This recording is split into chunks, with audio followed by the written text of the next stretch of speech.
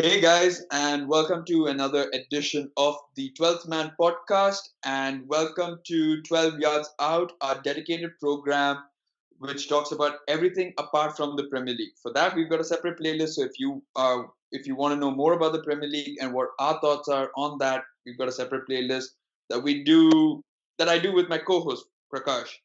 Uh, and so today with us, we've got two guests. Supporting Juventus in the Serie A, we've got Karthik and Aditya, who supports Barcelona FC. Today, we're going to talk to you about four. We've got four topics for you today. The first one being, are Inter Milan fans the worst in the world? The second is whether we think PSG is better off without Neymar. Third is whether we think Luis Suarez of Barcelona FC is way past his prime. And the last but not least topic is, does Ronaldo need Madrid more or vice versa? So I think let's start off with Inter Milan and whether we think they're one of the worst fans. Now, why we think they're one of the worst fans is because on numerous accounts they've been called out by UEFA, by FIFA, by the general public for racial abuse against opposition players. Obviously, not their own, right? Why would they abuse their own players? We've got instances against Koulibaly, instances against Mario Balotelli, which have gone out of hand. Now, we know that racism currently has no place in football, and like we're going to hear about it, there are so many plans put up by UEFA to kick out racism. But before I can get into much detail, let's ask our guests on what their thoughts are. So, Karthik, what do you think about Inter Milan fans and in Italian fans in general? Do you think that they're calling them one of the worst fans in the world is exaggeration or the truth? I don't think it's an exaggeration at all. I think we have seen numerous reports over the years of how the Italian fans in the general Italian public and also the separate clubs also how they cross the line more often than not. And I think I know there's a passion to win, but I think every team needs to win. There's no if the other teams can stop themselves from crossing the line. I don't see any reason why Inter Milan can't or the Italian fans cannot stop themselves. It's not some pathologically incapable disease they have or something like that. It's like I'm just trying to say that I think they need to know where to draw the line. So it's definitely not an exaggeration. We saw the recent incident with Kalidou Koulibaly. So I think they have rightly been punished by having to play two games indoors, behind closed doors. I think sometimes maybe the next step will probably be them to have a point suspension or something like that, and then yeah, it needs to it needs to get tougher each time. So Right. And we come to what we think the measure should be. But first, so Aditya, like when we talk about racism, we've seen even in England, there's been a lot of racial talk, especially with this whole Sterling thing with Chelsea fans obviously racially abusing him, and then him calling out even journalists uh, at a higher level. And we've that's a separate topic, but we've seen racism in different forms in different ways, right? Being showcased uh, around the world. But what makes Italian fans and especially Inter Milan fans so unique? Or what do you think? Why are we singling out Inter Milan fans in this area? Or what are your thoughts on that? See, basically, my hate with Italian football goes back to 2006 when the when Materazzi decided to pull some strings of his, I would say, ugly strings, and uh, I mean make the most of Zidane's temper. And Mm-hmm. my hate goes back to then when that's when I started labeling the Azuris as dirty cheats, and I have no shame in saying so because I truly believe so. Never been a fan of the Italian national team. Then obviously in recent times we've seen all the reports about Koulibaly being racially abused and Inter Milan fans going overboard with their racial remarks on players from different teams and things like that. See, UEFA's main motto right now is say no to racism. So, so people around the world know that racism is a very serious problem that should be tackled at the root, and the root starts with the fans because the fans are the ones who can you can destroy a player's career through racial abuse and things like that because it can literally demoralize a player and he might not even want to step on the pitch. The biggest example being Koulibaly, of course, who just walked off the pitch and just didn't take part in the game anymore. So that can have like seriously negative impacts on a person's psyche, and they should know where to draw the line. And the Inter Milan authorities or the administration should take more tougher measures to prevent such incidences from reoccurring in the future. Because there's a fine line between being aggressive and like literally abusing someone. So you need to know where that line is, and some lines just shouldn't be crossed. Yeah, and okay, I completely agree. And we've seen Inter Milan kind of take first steps, not about the playing behind closed doors, but they've actually done a whole campaign by themselves, which is an anti-racism campaign. And I mean, the question is, what are the steps that are required? So obviously, UEFA's kick out racism campaign has been lauded by many of these pundits for it's done its job, not its job, but it's doing its job. And I think there has been a marked difference from uh, what it was racism wise and what it is right now. But we still have these rotten eggs, these bad tomatoes in the stands who obviously, just because of a few things, we kind of generalize the entire club to be racist just because of a few bad Yeah, eggs. but the But club is defined by their fans, right? it's I mean, true. if And a fan behaves like this, And also, no, it's happening. It's not a one-off incident. It's a yeah, these incidences keep occurring every now and then, and that is a it's not problem. like the And I'm same. not saying It's not that like the same fan is these doing everything. yeah, these problems can be solved in a day, but you need to take some core steps towards solving these problems. And I think, uh, I mean, putting up a serious like task saying that we are eradicating racism and putting up a show for everyone for like a month and then just forgetting about it all, just trying to fool the public and just saying that we're taking our steps towards anti-racism, and and then 2 weeks down the line during the next league match, those same racist fans turn up for the match and start throwing bananas again. So I think you need to identify these fans and maybe blacklist them or something that'll give them a permanent life ban from the stadiums or whatever.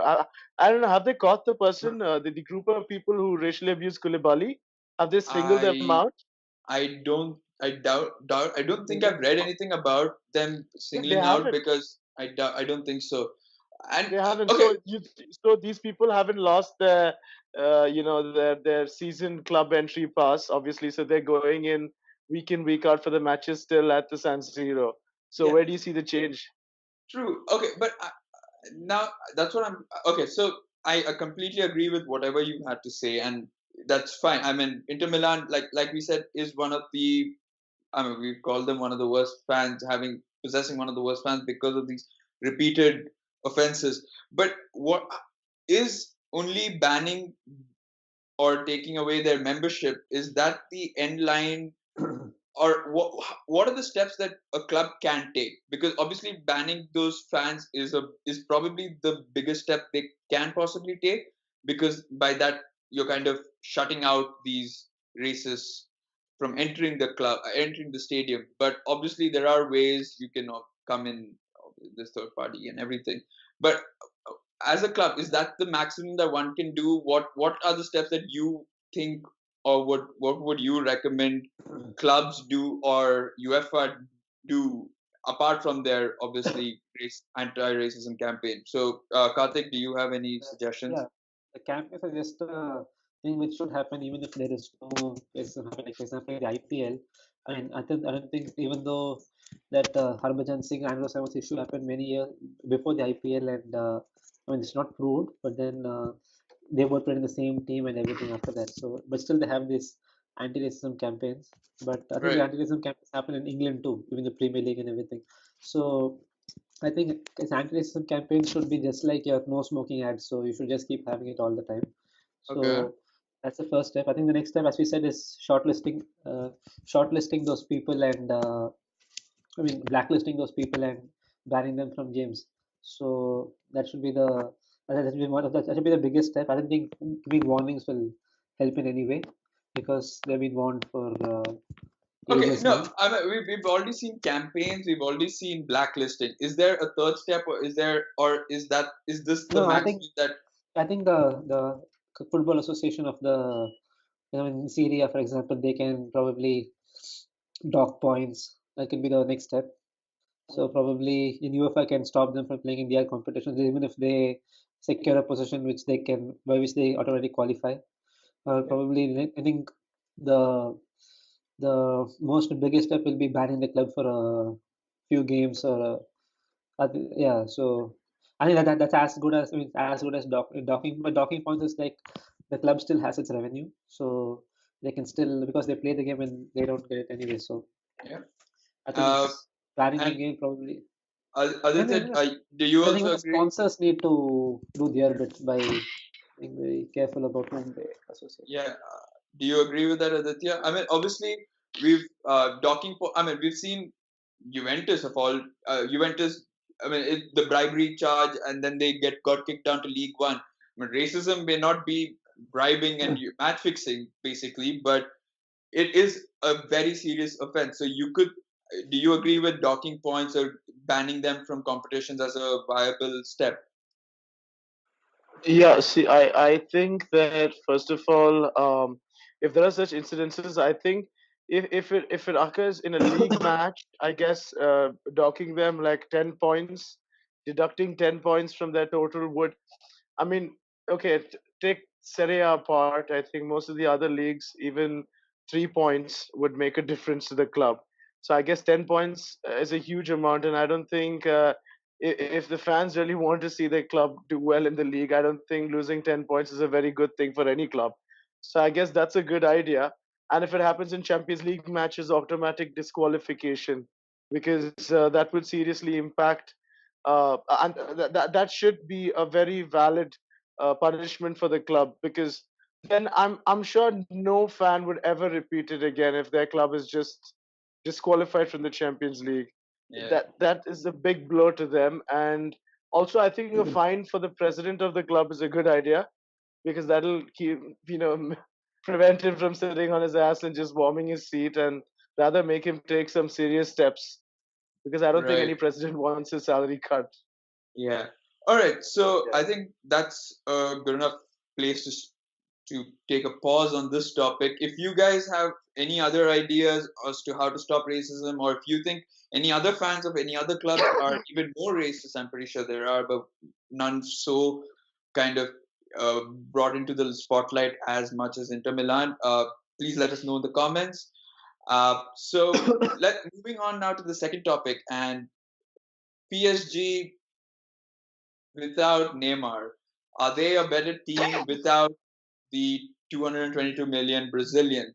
So obviously we've seen this video is actually supposed to come out after PSG beat United 2-0, which is then going to bring up a little more whether having Neymar on the bench or not playing Neymar was that making PSG more solid defensively and in the midfield, because we've seen PSG with Neymar, Mbappe, and Cavani go full throttle right up front, right, which would leave them slightly open in midfield and in defense, and that's why they've leaked a lot of goals despite them scoring more.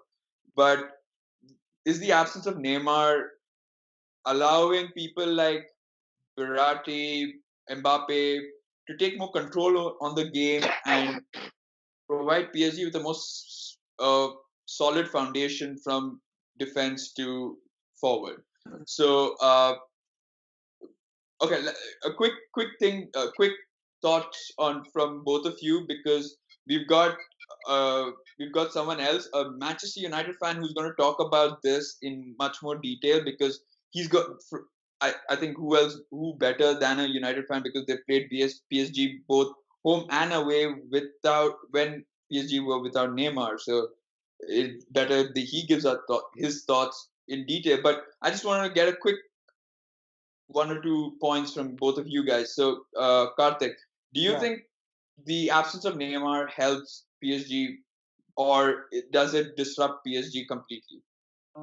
It's tough to say. I think Neymar is, despite, I mean, even though he's overpriced at 222 million pounds or euros or whatever, I think that he still adds a lot of value. He's still one of the best players in the world, even though he was in the top 25 of that Ballon d'Or shortlist. I think um, I mean, apart from his antics like diving and everything, he did score a lot of goals last season for PSG.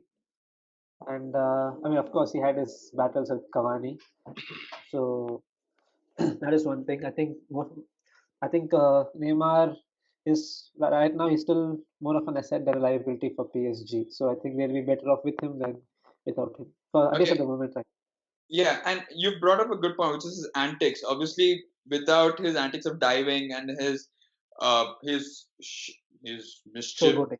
yeah, his showboating, uh his antics with his problems, not antics, but problems with the likes of Cavani, the whole penalty issue, and even with the manager not training properly and everything.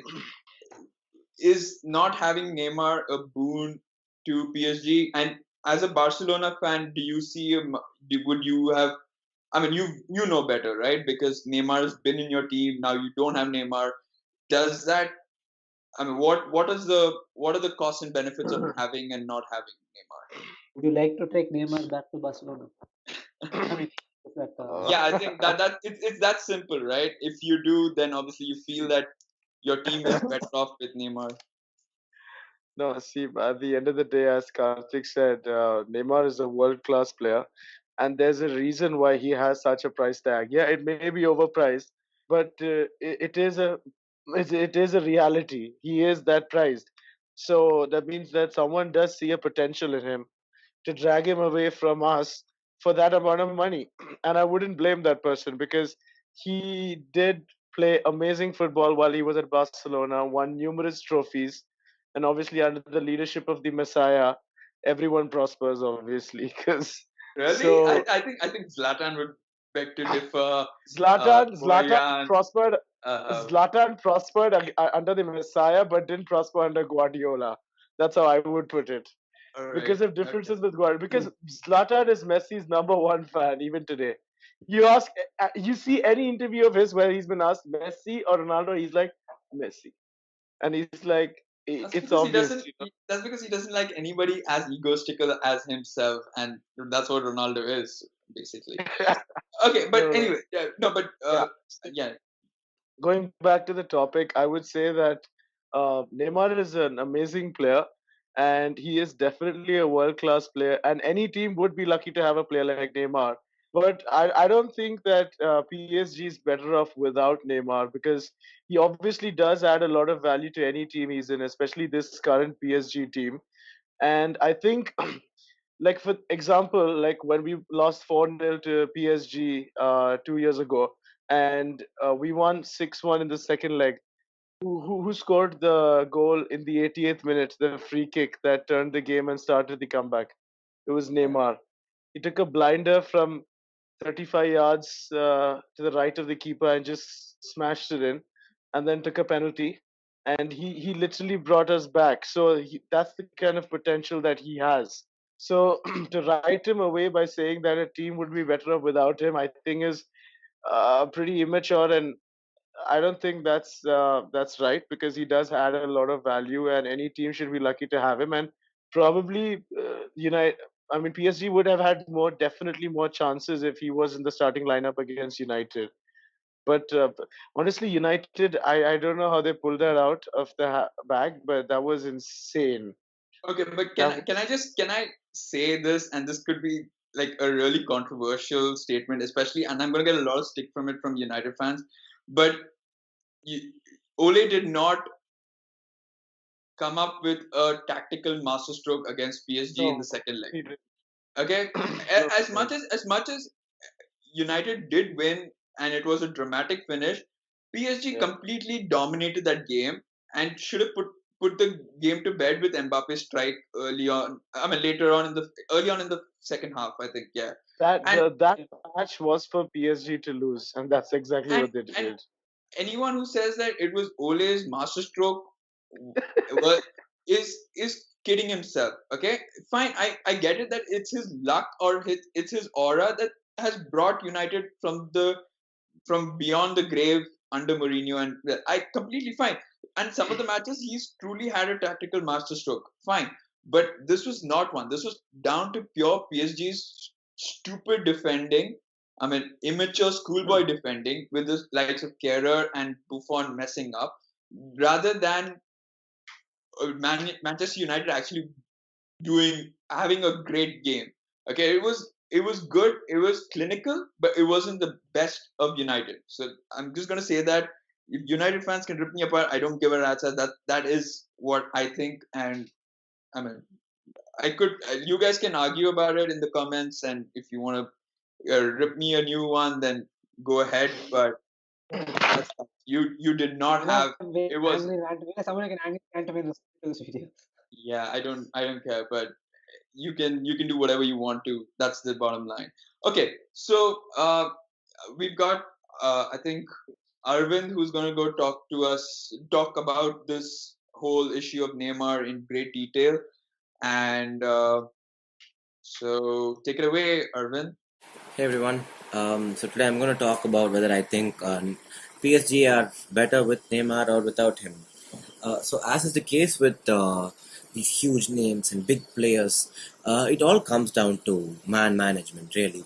If I were to take a case of Paul Pogba, who plays for the club I support, Manchester United, under Jose Mourinho, everybody thought, I think the fan base was quite split. A lot of them thought Pogba was the virus, as Mourinho was rumored to have called him, and that he was causing disruption in the dressing room, not listening to the manager's instructions. All of us were quite split. We didn't really know what was going on, and we just wanted the drama to end. And Ole has come in, and it's nobody's even talking about it. Everybody's talking about the performance on the field. And with Neymar and PSG, I think that is what they really need.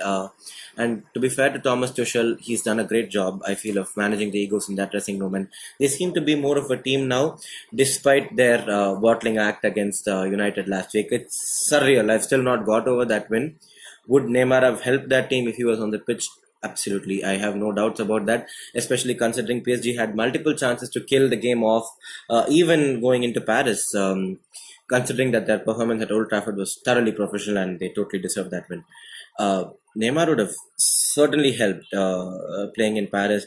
Our defenders were quite fragile. They were trying to soak up the pressure. World class performance from Spalling and Lindelof, but this is where world class players can make a difference. And Mbappe, I have no doubt he's world class, but on the day he couldn't make a difference. He had a couple of opportunities which he squandered, and in hindsight and hypothetically speaking, Neymar should have and could have buried those chances.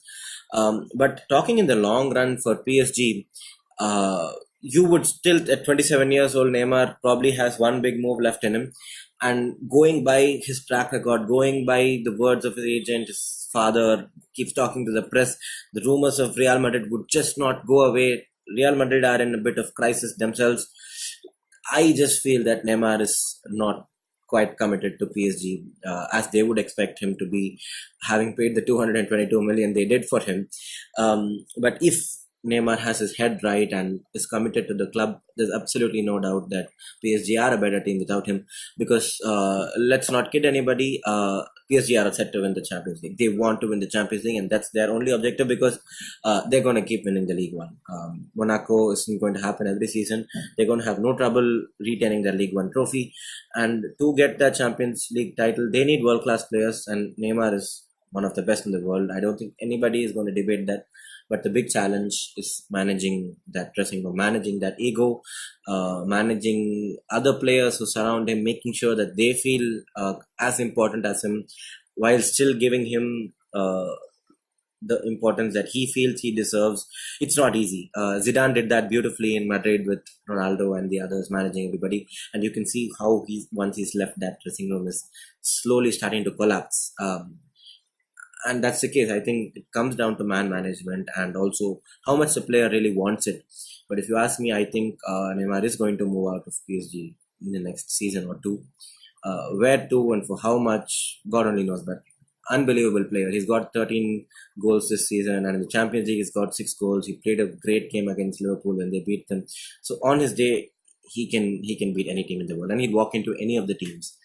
With such players and enigmas, it always comes down to a risk return trade off. And PSG have a decision to make very soon, especially if Neymar is set to leave. If he has decided to leave, they have a big decision to make, and financially as well, they'll have to factor in how much they paid for him and how much return they've got from him. It is a business at the end of the day, and it's going to be very interesting to see what he does from here. But yeah, my 2 cents is that Neymar will push for a move in this summer or the next. Let's see. Okay, so let's move on now to the third topic, which is whether we feel that Luis Suarez, striker at Barcelona FC, is past his prime, and who better than a Barcelona fan to talk to us about it? So Aditya, Yeah, well, that's I'm never gonna agree to that. I mean, past his prime, yeah, I agree with that. But yeah, does he still have a lot of football left in him? Most definitely he does, because he's not just a goal scorer. He sets up plays. His Some of his passing is incredible. You see, for example, did you see the pass that the 1-2 that he played with Cavani during the World Cup for that goal? yeah, I don't remember against which team it was. That Portugal. that shows against Portugal. That's movement. Movement is so important for a forward. Vision is so important. Is not as important for a forward as a midfielder, but he has that too. Finishing, I mean, we don't have to talk about Luis Suarez's finishing. That speaks for itself. But his Uh, pace, yes, it has struggled. yeah, okay. I mean, pace-wise, technically, he hasn't been the fastest of players, but sure, he had pace when he was with us at Liverpool. But finishing, that's something that people were doubting when he hadn't scored, I think, a goal at all. I think from Jan to Feb, he was in a drought, and I think that's why this topic comes up, was whether he was past his prime. But obviously, with the Classicos coming in, he showed that he's got so much more to go, but he is on the wrong side of 30. Let's all agree on that. And with not too much of football left to play, probably a few more years, let's say, whether be it Barcelona or he's always wanted to go back to Netherlands, wherever it be, the question now is who does Barcelona target to replace Luis Suarez? I mean, it's not an easy task. We took a while to replace Suarez. Okay, we took 3 players to replace one, so it's not easy. But Barcelona right now have so far been linked with one defender and a hell lot of midfielders. The question is if Suarez has a longer period of drought, okay, which may happen. You never know once he's 33 or whatever, who's there to replace him? Obviously, Messi can play striker, but you see him always play behind. See, So, I don't think Messi will play a striker like a front in number 9. I don't think he will ever play that role. He has played that in the past, but right now he's at a transition phase where he wants to control the game more. He doesn't want to be fed the ball. He wants to feed the ball and receive it again in the box. So that's his trademark. But he sets plays up and he finishes them off. That's what Messi does now. But replacing Suarez, most definitely, you're right. He's at the wrong end of 30. He's growing older. His pace is going. His sharpness is going to an extent you can say how he used to be in the box. And obviously, age does take a toll, even on the best of the best. But we have to look at a time after Suarez. And honestly, I haven't had a lot of time to think about it, because it's never really dawned on me that Luis Suarez is going to leave Barcelona, because I mean he's literally he feels like a product of La Masia today. That's how close his connection is with the club. But there we have to look beyond Luis Suarez, and we do have a lot of upcoming players from the academy who look promising. But I don't know if anyone who would fit the number 9 role has turned up yet. But I don't know. For some reason, I felt at a point I felt Gabriel Jesus or even Mbappe for that matter. If there is some way that we can get Kylian Mbappe I through mean, Ousmane Dembele's influence. you want another fight with PSG, really? I mean, Would you like to I have mean, they took Neymar. Neymar back? We can steal Mbappe. yeah. Would you like Uh, to have Neymar? Neymar back? Is that what you? Yeah, I'm Yeah. asking. Or are you asking me if we would accept Neymar back? Yeah, Yeah, I mean, see, honestly, Neymar had to realize that you can't escape the Messiah's shadow, even no matter where you shift to. And obviously, if his aim is to, be the main man in the spotlight, that's not going to happen. So if Neymar agrees to leave his sleazy ass attitude back at PSG, I mean, see, he's become so close to all of the Barcelona players. He's literally like family. And yeah, despite all the things that he said about Barcelona and how he wants to be the main man at PSG and this is his chance and all that, we're ready to forget everything because, as they say, "Mais qu'un club." We're more than a club. We're family. So once you're a part of the family, you're always a part of the family. Okay. Except Luis Figo, he can go fuck himself. And uh, yeah, and so yeah, I mean, we would accept him for sure. I don't think Okay. there'd be anyone more happy than Messi and Suarez to I take mean, him back. Honestly. but if Suarez is gonna leave, it's replacing Suarez. Oh, you're asking for Neymar as a replacement for Suarez? No, I don't yeah. think Neymar would do well as a number 9. I think he's more of a winger. He gives much more on the wings than in the center. I mean, obviously his finishing is amazing, but I think he's quicker. So I mean, he should be used to the wings. I don't think he'll do well as a number 9. Okay. And so yeah, that's about it. I think that's a good time to uh, call it a time on the third topic, which is and we've come to the realization that yes, Suarez.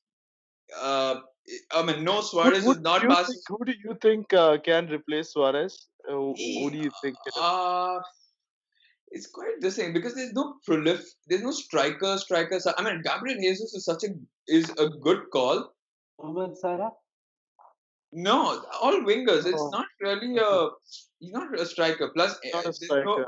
there's no way that I mean, I don't know if Maybe Suarez as if you're looking at Barcelona. Salah, I think Firmino would be a better option than Salah. Yeah, because Rashford. Firmino can link up play better than Salah Yeah, can, and for Messi to score and all of that. yeah. Gabriel Jesus is a good call. To, to think that I can't think of any striker as such.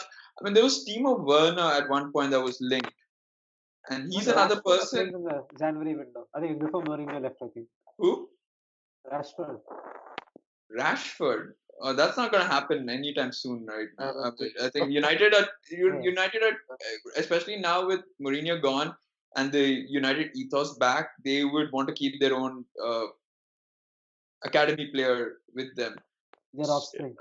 Yeah, I think Mbappe is another one if possible. Uh, I mean, if again, that's Dembele can convince him, yeah, but right, I think so. It's still a tough call. You need someone who's young who can last a long time, yeah, basically, not someone for the short term. But it remains to be seen how long Luis Suarez has. But he still has a few years. Let's all agree on that. touch wood, touch wood. All right. So now let's move on to our last topic, which is: does Ronaldo not want, but need Real Madrid more than Real Madrid needs Ronaldo? I just wanted to get a few thoughts from you guys as to what you think. Because let me lay out the situation, right? Everyone knows how bad or how poor Madrid have been since the sale of Cristiano Ronaldo. They've got Lopetegui, they've sacked Lopetegui, they've got Solari, they've messed around a lot. They haven't bought anyone to replace Cristiano Ronaldo, or they brought Mariano. I don't know why. They brought Vinicius Jr., who's a great prospect, but The nowhere best buy. close. Yeah, who's probably one of the best buys, but is nowhere close to a refined product as No, Ronaldo but was. So Vinicius Junior signing of the summer. we've got we've got other people there, I think, but because Vinicius hasn't scored too many, so he's a very good player and one to look out for in the future. But signing of the summer might be, at least for Madrid, yes. No, For the I'm entire saying world, it. I'm saying this is what Madrid fans say. Vinicius Junior is the signing of the summer. maybe for them, sure, because who else did they sign? But sure. No, but okay, getting back to it. So we've seen how Madrid have kind of gone awry because they haven't been able to replace Cristiano Ronaldo, and so they've kind of faltered in their La Liga chase, and even in the UCL, they're now out, getting knocked out by Ajax. I mean, that was a big blow, losing 4-1. That was massive. Now, now the reason, so everyone might, so you guys might be thinking like, so it's clear, right? So Real Madrid need Cristiano more. But let's look at the other side of the coin, which is Cristiano Ronaldo needing Madrid. Now, Cristiano Ronaldo, we all know when he moved to Juventus, Juventus keep winning the Serie A. That it's a foregone conclusion, right? Right at the start, you know Juventus is going to come first. It's just a matter of next 2 or 3 spots. Now, with the addition of Cristiano Ronaldo, the winning of Syria just becomes even more solid, right? The probabilities are even more solid. But the one thing that Cristiano wants or needs is the Champions League, and that's what Juventus wants and needs is the Champions League. But we see now that Juventus are also close to being knocked out after they lost 2-0 to Atletico Madrid, and now it kind of begs the question whether Cristiano Ronaldo needs Madrid to win that Champions League year in, year out, year in, year out. And even even if he has probably better players at Juventus, younger players, you could say. So what do you guys think? Okay, let me put it to Karthik because he's a Juventus fan. Does Juventus give Cristiano Ronaldo everything that he wants, or for the Champions League, does Ronaldo need Madrid? I don't think Ronaldo needs to go back to Madrid. I think No, it's Madrid not about going back, but in is his a probability. does he no We'll discuss it. does he feel that he would have done better at Madrid and that Juventus, that even he can't get to the UCL with Juventus? Yeah, I think it's just one season. I mean, this tie is not it over. I think Manchester showed it last night that being 2-0 down in the first leg doesn't mean it's end game. That too, yeah, Juventus lost away. I think they lost away, right? I think so. Yeah, Yeah. they lost at the Wonder. Yeah, so they lost away. So I think the tie is not yet over. I think even if they get a 2-2 draw and if it goes to extra time, I mean, you never know. But at least maybe this season, if it's end game, maybe next season you can. Yes, maybe even the beginning of next season, we'll still see Juventus as favorites for the Champions League. I think that main reason is there is Ronaldo. Okay, I think the and fact that they lost Ronaldo and Zidane the same window, I yeah, think it also it was with Ronaldo leaving also they did cost them so many goals. But at the same time, Ronaldo has not scored many goals in Champions League. Just one thing, he scored only one goal for Juventus in the Champions League. I don't know if it's the team that the way they play it or maybe it's just the season is like that. Maybe you can talk this about in more detail after next season. I mean, at the same time next year.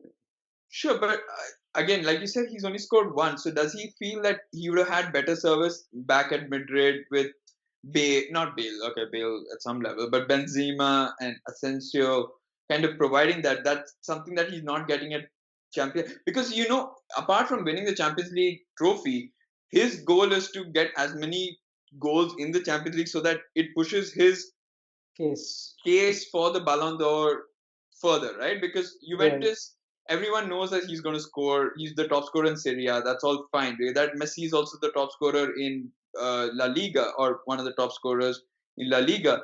So it all comes down to Champions League, and we've seen that every time he's won the Champions League, or he's done whenever he's won, he's scored a lot of goals, and whenever he's done both of that, he's won a Ballon d'Or. Now, considering that he's only scored one, does he feel at some level that, oh, maybe I should not have left Real Madrid, or is that just like, he doesn't care about that? He's just I gonna don't think he cares about Real Madrid as much now. Of course, last season he had the people to provide him with supply him with the balls for him to score. But I think as we discussed, the quality is not lacking in Juventus. So maybe it's just a matter of time before things fall into place. If they can do that in Serie A, I don't think why they can't do it in Champions League. I think in like in La Liga, except a few top teams like Barcelona and Atletico Madrid, there are other teams are not really that strong. But if you look at it in Serie A, you can look at AC Milan, Inter Milan, Napoli. So I would disagree with you, Karthik, there because I think the La Liga has a lot more teams. If you take the likes of Sevilla, who's won the Europa League like 3 times in the last 5 years, or if you take Valencia, or if you take Villarreal, I think this league, I think La Liga has got a lot more competitive sides than Serie A, to be honest, because yeah, Serie A, you have I think Napoli, AC Milan, Inter Milan, Roma. Juventus, Roma. Who else? Who else? Yeah, I don't think Udinese and AC Milan. Parma and Sampdoria. I don't think they match up to uh, teams I like Sevilla. I mean I think it's so the thing is both leagues are probably equally competitive. The only thing is that the quality of the teams in this in Syria is slightly skewed in the sense that Juventus is like Bayern Munich, right? They've kind of bought the big players, so they have a really stacked up team, and so that's why it feels that Syria is not as competitive as La Liga, because La Liga, Barcelona, even despite their signings, aren't as stacked up with the biggest players. They have Messi, Suarez, Coutinho to some They extent. rely on we rely on our week in week out players a lot. Not like we have a plethora of options on our bench, waiting. In case Yeah, one of so our players are injured. I think it's that reason that's made La Liga look a little more competitive, because in terms of teams and the quality by names, I think they're both equal, because you've had Syria, like you said, Roma, Napoli, Inter. They're all big names as compared to Villarreal, Valencia, Sevilla. I mean, in terms of names and in terms of history, Syria has the bigger names. But in terms of the quality of the teams, you feel that Syria is less competitive because of how strong Juventus is and how they've managed to win year in year out for a while. And I think that's the reason. But again, why are we discussing this again? Because I said that We were discussing about Ronaldo and about the quality in Serie. If the Syria. players can provide access in Syria, why they can't do it in Champions League? No, but you could be right in the sense that if they get past Atletico, then it just could be Ronaldo's time, and he could start scoring from then on, or he could start scoring from the second leg. You never know. But fine. So you think that Real Madrid need Ronaldo more? And Aditya, are you also of the same opinion that Real Madrid are in need for Ronaldo more than the other way around? I feel Real Madrid needs a lot more than Ronaldo right now, honestly, because I mean Barcelona has just shifted to their new home stadium, the Santiago Bernabeu. So yeah, but I think honestly, the biggest problem that Madrid had was when Zidane left, because he was such an instrumental figure in the dressing room that even big superstars like Ronaldo would listen to his instructions and take down notes, because he clearly made it clear that he's the boss. He's like, you're not the first one to be at this stage. I've been here 5, 10 years ago, so I know exactly what you're going through. So you better shut the fuck up and listen to what I'm saying. So he was a really instrumental figure in their dressing room. And the problem is when you lose such important figures in the leadership. Even Ronaldo was a very big figure in the Madrid leadership. It Okay. was not just Ramos, but I would say more than Ramos, Ronaldo held the pulse of the fans. He understood what it meant to being a Madrid fan, because he was a people's player, as you said, because he could bring the crowd up. He dictated the terms of like the atmosphere in the stadium. So when you lose such a big player who's not only good on the pitch but has so much of an influence on your fan base off the pitch, obviously you are going like, okay, tomorrow it's never gonna happen. But if Messi decides to retire, if Messi, I mean, when Messi retires, obviously, I was gonna say Messi shifts to a new club, but then I realized that's not possible. That's why I said that. But if Messi retires, obviously, I can't think of a life beyond Messi. That's how we are right now. But we have to accept it at some point, and we know that we're never going to see a player like Messi, so it's going to be impossible to replace him. But we can we can bring the closest thing to Messi. That's how you move ahead. What before Messi, we had Ronaldinho, and he was a magician for us for so many years, and we thought, who's going to replace Ronaldinho? And then Messi came up, obviously. But I mean, we can't replace Messi, but we can find something close enough to the magic that he produced on the field. So, in that same way, Ronaldo left Madrid, left a huge, huge hole in their team. Zidane leaving made a bigger hole, and everyone's just been getting sucked into because, first of all, the expectations are so high. Every game is a must-win game. If it was another team, I Uh, mean, you two could minutes. cut them slack, but uh, you can't cut Madrid players any slack because the fans are so demanding, and it's just impossible to perform week in, week out with such a change in the environment of the team. It's Yep. going to be hard, and they're going to take it. It's like Arsenal.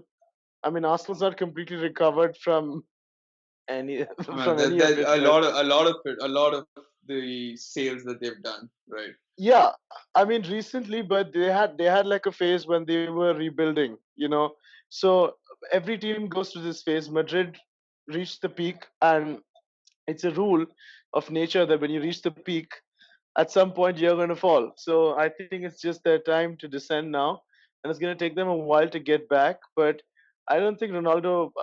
I think it's both ways, honestly speaking. You can't say that one misses the other more or whatever. Uh, Ronaldo, but is better. I mean, more well suited in the Juventus team, and in a better position, I think, as compared to Madrid. Mhm. Honestly, Yeah. but in a I mean, terrible position. yeah. I I can't say that I disagree with your views. I think Real Madrid have seen themselves fall quite a bit, and their need is probably higher than Ronaldo's right now because Ronaldo's got a couple of more seasons to go, whereas Madrid, they don't have a plan right now. So I think that's a good time as any to call it a day. All right. So thank you, Karthik. Thank you, Yeah. Aditya, for being a part of the podcast. We will get back to you with more content this time sometime next week with the Premier League because we're getting closer and closer and closer to the final week of the Premier League season. We'll also come to you with little more of the Champions League, depending on how results go in the next. I think is the next week is the next Yep. fixture, next Yep. round. Yeah. So Yeah, sometime, Same round. hopefully, Same yeah, round. yeah, Six, same round, but next, whatever the six, other. yeah. We're six, gonna six we're and gonna ten have a fixtures. Barcelona Leon preview, right? Yeah. So we're gonna talk about. I mean, if there's any controversial moment that's happened, like VAR and stuff like that, we'll definitely come to you probably next to next week on that. But for now, that's it. I'm your host Praddy, and thank you for watching us. No, no, that sounds creepy. Thank you for tuning in, and this is uh, goodbye. And don't forget to like, share, comment, and Subscribe, subscribe. guys. Yeah, to our channel. Most If you important. like Share, more yeah. content, you can. There are so many more playlists that we have. Whether it be Premier League, we've got debates.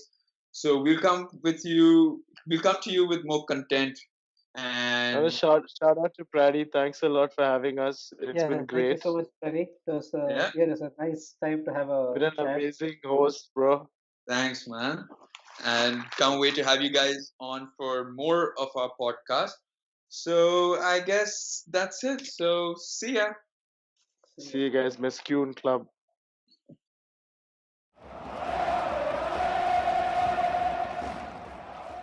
Hey guys, if you like the content on our channel, do stay tuned. More quality content coming up for all of you football fanatics out there. Do stay tuned, like the video, comment down below, and subscribe by pressing right here. Do press the bell icon to keep getting regular updates. Peace, guys.